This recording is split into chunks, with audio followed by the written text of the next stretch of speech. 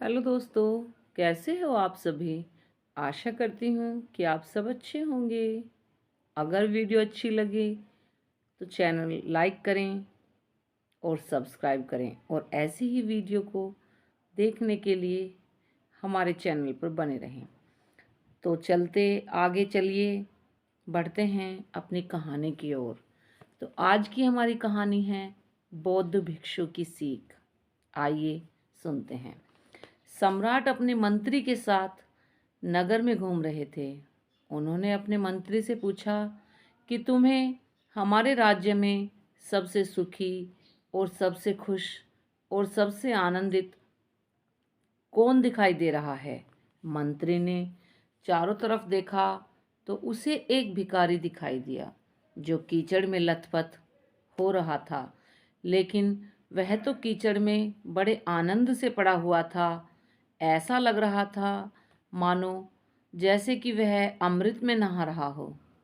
लोग उससे बच बच कर निकल रहे थे और गालियां भी दे रहे थे, परंतु उस पर कोई प्रभाव नहीं पड़ रहा था। मंत्री ने सम्राट से कहा, देखिए देखिए सरकार, उस भिखारी से आनंदित हमारे नगर में कोई और नहीं हो सकता।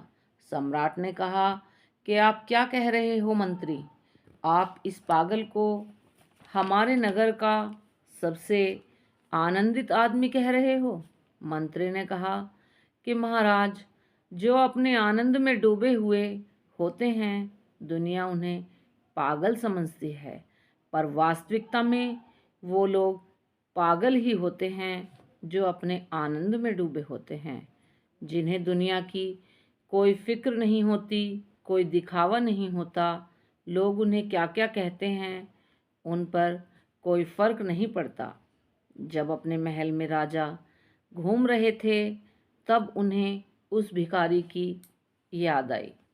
उन्होंने सोचा, मेरे पास तो सब कुछ है, सुख है, सुविधा है, हाथी है, घोड़े हैं, दास हैं, दासियां हैं, लेकिन मैं उतना आनंद नहीं ले पाता। राजा ने सोचा कि उस भिखारी में कुछ तो खास है जो मुझ में नहीं है। अगले ही दिन दरबार में राजा बैठे थे, तभी एक बौद्ध भिक्षु आए। उन्हें देखकर लग रहा था कि वे बहुत ही ज्ञानी हैं। उनके चेहरे से तेज बरस रहा था। उन्हें देखकर ऐसा लग रहा था कि मानो साक्षात कोई महापुरुष है। राजा ने उन्हें हाथ जोड़कर प्रणाम कर बैठने के लिए कहा। फिर राजा ने सारी बात उन बौद्ध भिक्षु से कही। तब उन बौद्ध भिक्षु ने कहा कि उस भिखारी के पास कुछ भी नहीं है, परंतु वह सुखी है, क्योंकि वह मोह माया छोड़कर जी रहा है। जिन लोगों के पास जितनी सुख सुविधाएं होती हैं वे उतने ही दुखी होते हैं। इस बात को सुनकर राजा बहुत ज़्यादा आनंदित हुआ और राजा की समझ में अब सब कुछ आ गया था।